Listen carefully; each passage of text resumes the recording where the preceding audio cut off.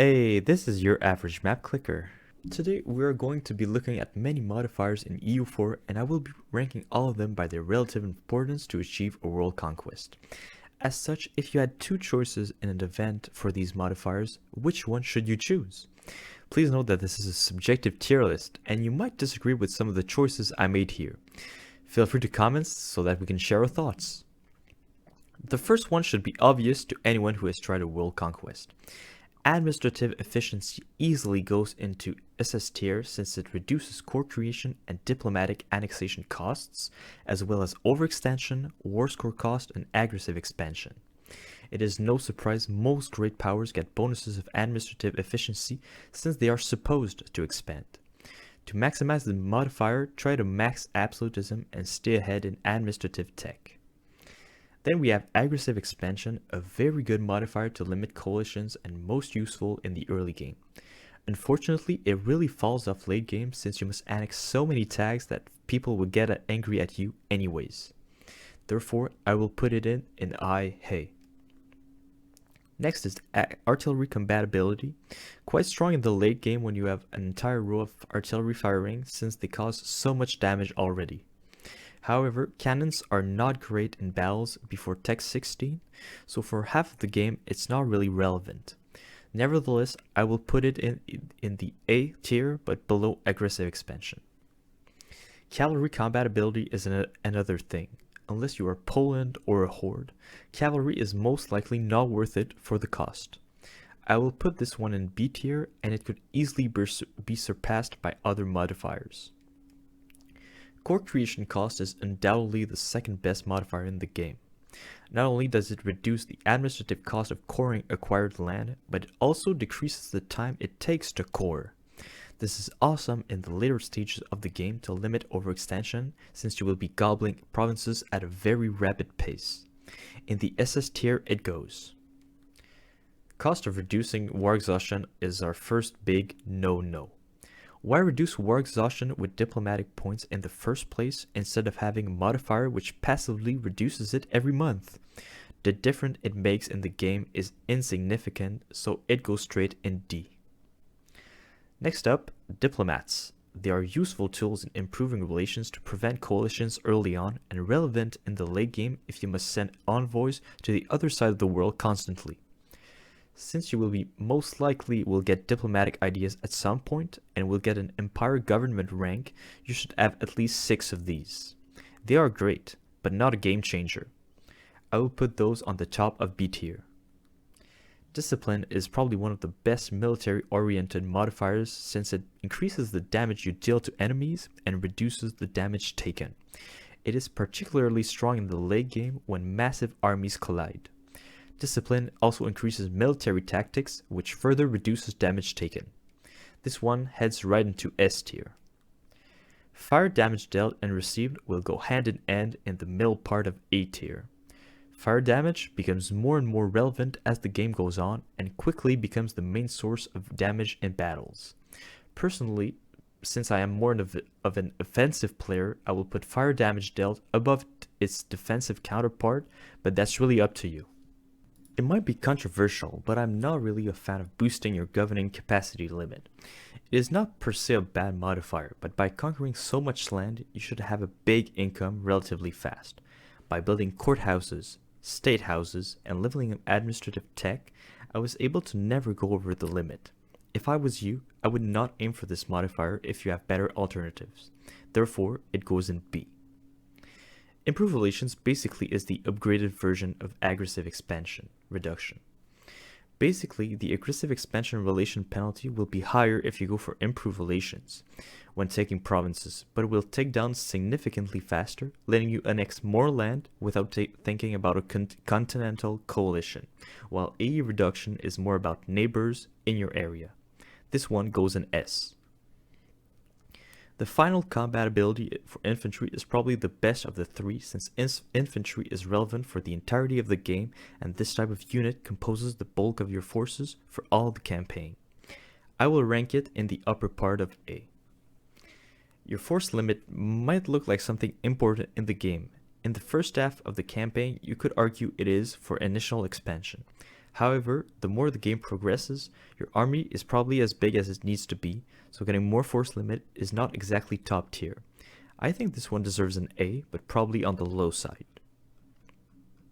Lane Maintenance Modifier is another of those modifiers that looks good on paper, but is overshadowed by others on this list. The benefit is interesting and scales throughout the game, but as I said previously, your economy is already strong enough, so a minus 5% land maintenance modifier does not really change much. In my opinion, this one is low B. An extra general without having to pay 1 mil per month? It's fine, but not something you should aim for. You already get +1 with 25 power projection, which you should get in no time, and another one by upgrading your government rank. This is low C material.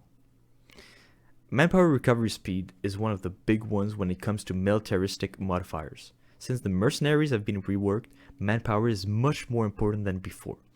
It is also one of the main reasons your plans for expansion could be altered.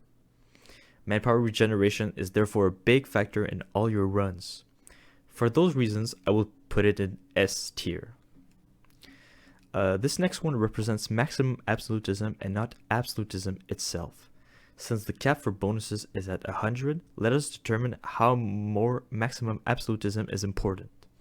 With a basic value of 65, 15 more from Crown Land, 5 from religious unity, 10 from legitimacy, 5 from being a great power, and 5 from being an empire, I do not see how more maximum absolutism is needed unless you want to keep privileges for your estates. Nevertheless, I do not see any point in picking this one over most of the others. D tier it is. Merchants. If you have the Wealth of Nations DLC, you basically have unlimited merchants from controlling key provinces in all trade nodes and turning them into trade companies. I really do not see the point in having any more merchants than what we already get. The D category is getting bigger by the minute. Earlier, I was talking about how bad it was to pay to reduce war exhaustion. Guess what? You can get it for free with this one. By becoming a hegemon, you get a whopping minus 0.1 monthly war exhaustion. You should not care about war exhaustion from this point on.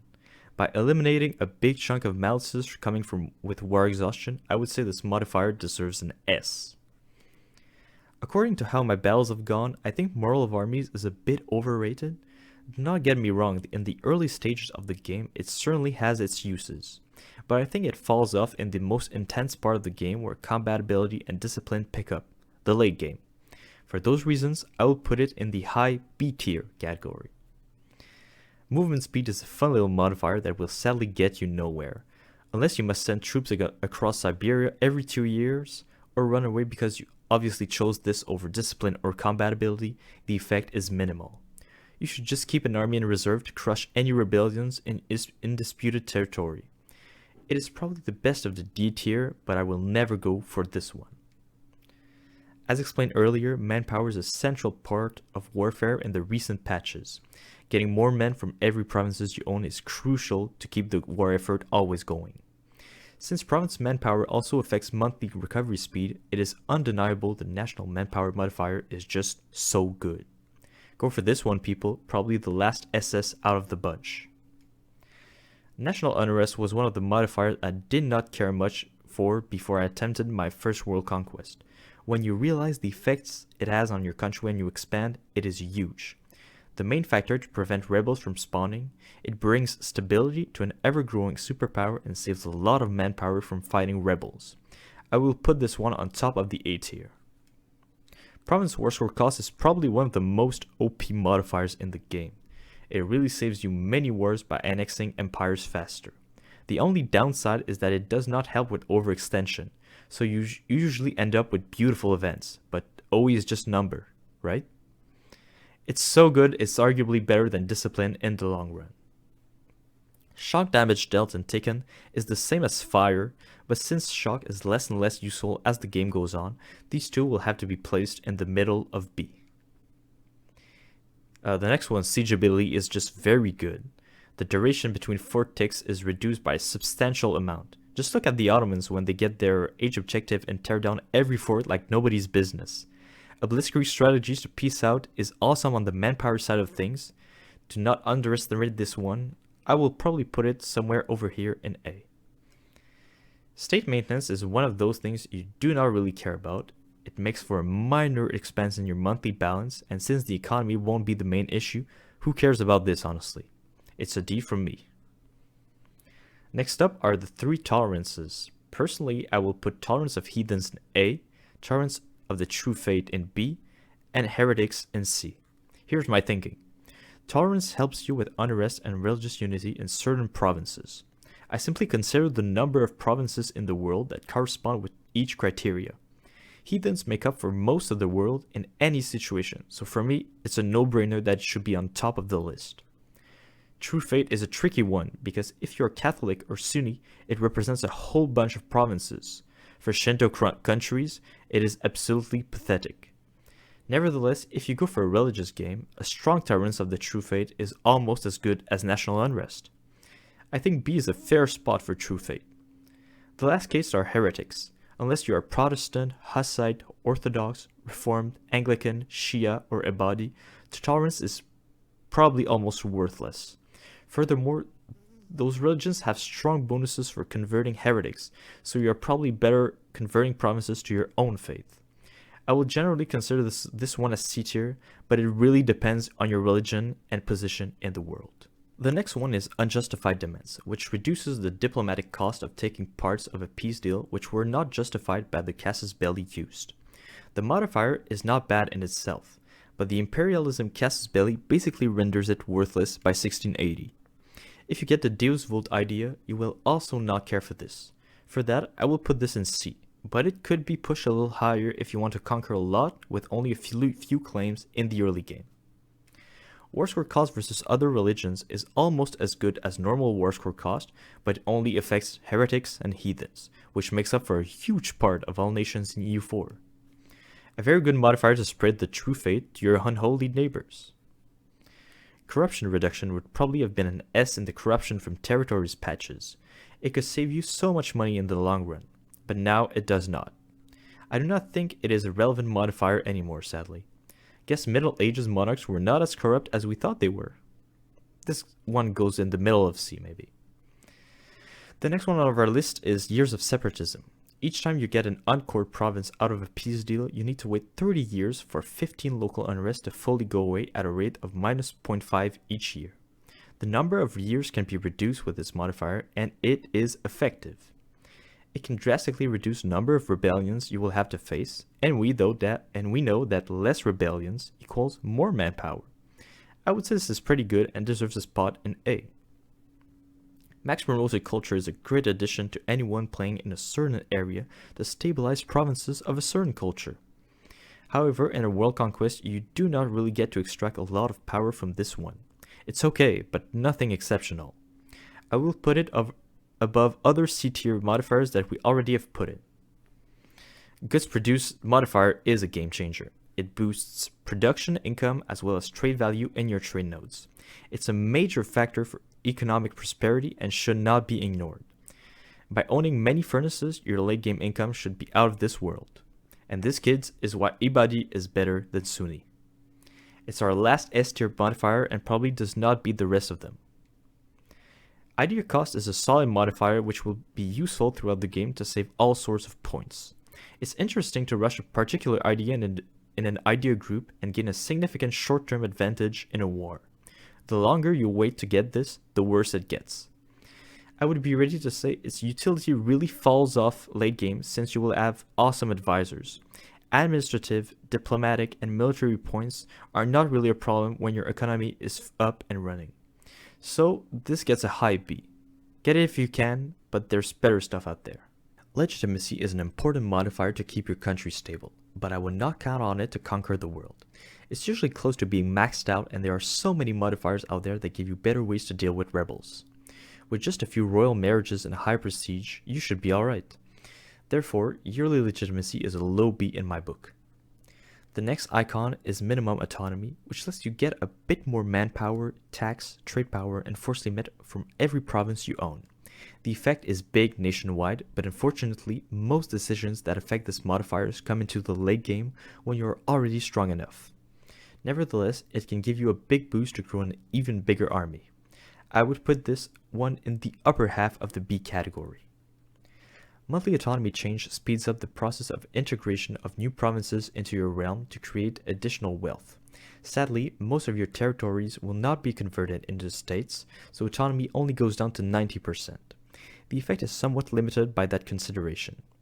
I will put it over max promoted cultures since it can be great in the early game to build an autonomy-free power base quickly in the first 100 years. Prestige is an underrated modifier. Not only does it give you global trade power, it also boosts unit morale, yearly legitimacy, an awesome 50% improved relations at 100 prestige, and a small AE reduction. Consequently, it is paramount that you always keep prestige as high as possible. Yearly prestige is especially useful in the early game when you do not have various sources of it from province modifiers, events, or missions. However, its utility does not fall off quite as hard as some other modifiers listed previously. High A seems like a good place to rank this one. Finally, we have tech cost. It's objectively better than Ideocost since you have more techs than ideas to unlock throughout the game. Also, technology is more expensive than ideas, so a similar reduction in terms of percentage is more beneficial for tech. Until Tech 23, all 3 technology branches must be actively researched to unlock new ideas, gain powerful casus bellis, and reform your army. Staying ahead in tech gives incredibly strong advantages against your neighbors, especially in early military tech. For those reasons, I will rank technology cost reduction in the upper part of the A category.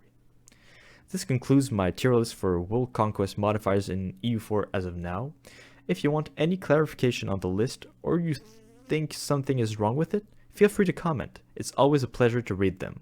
I will see you in a future video. Until then, stay safe and peace out.